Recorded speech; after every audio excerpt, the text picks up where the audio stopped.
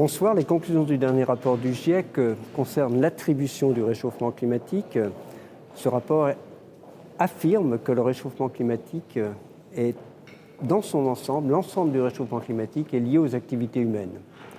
Le deuxième point, c'est vraiment un accent mis sur les événements extrêmes, c'est-à-dire que ces événements extrêmes deviennent de plus en plus intenses et cette caractéristique se mettra en place encore de plus en plus à mesure que le réchauffement climatique progresse. Troisième point, c'est sur les projections. Effectivement, on est dans la continuité des projections des précédents rapports du GIEC, toujours 4 à 5 degrés si le réchauffement climatique n'est pas maîtrisé. Donc les scénarios émetteurs, nous allons vers entre 4 et 5 degrés. Et ensuite, le dernier point, c'est vraiment l'urgence, c'est-à-dire qu'on n'a plus que 10 ans d'émissions au rythme actuel si on veut avoir des chances de rester autour de 1,5 degré, ce qui est l'objectif affirmé par la COP de Glasgow.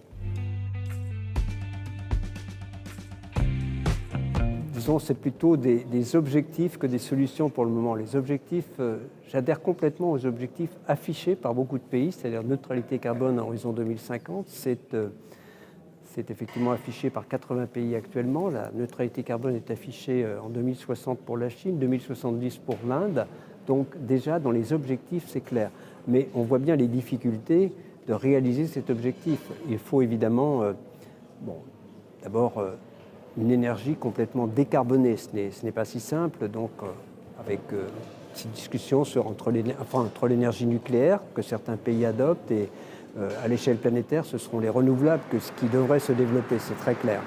Donc ensuite, l'efficacité énergétique dans tous les domaines, transport, bâtiments, et puis aussi un regard sur tout ce qui est lié aux autres gaz que le CO2, tout ce qui est lié par exemple à l'alimentation, le méthane. Il y a eu beaucoup de discussions sur le méthane. Il y a, l'objectif de diminuer de 30% les émissions en méthane à horizon 2030, largement en regardant les fuites.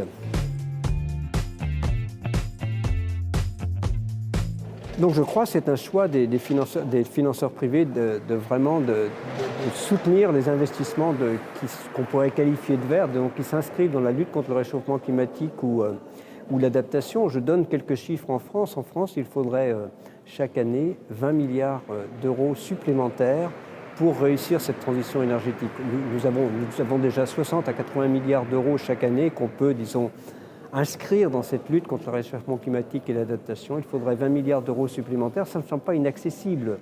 À chaque fois, je dis que ces 20 milliards d'euros supplémentaires, c'est pratiquement ce qu'on a mis sur la table tous les 15 jours pour faire face à la réduction de l'activité économique liée à la pandémie. Alors faire face, je veux dire, à juste titre, ce n'est pas le problème, mais on voit bien que, c'est 1% du PIB de l'ordre et ce n'est pas inaccessible. Donc je ne crois pas que la transition énergétique doive buter bute sur des aspects financiers. C'est une question de volonté, je crois, de choix de chacun, mais aussi de choix des investisseurs. Et je ferai le pari que ce sont les bons choix parce que cette transition, elle est inéluctable. Donc, je pense que ceux qui investiront dans cette société sobre en carbone seront à moyen terme, gagnants économiquement, pas simplement écologiquement.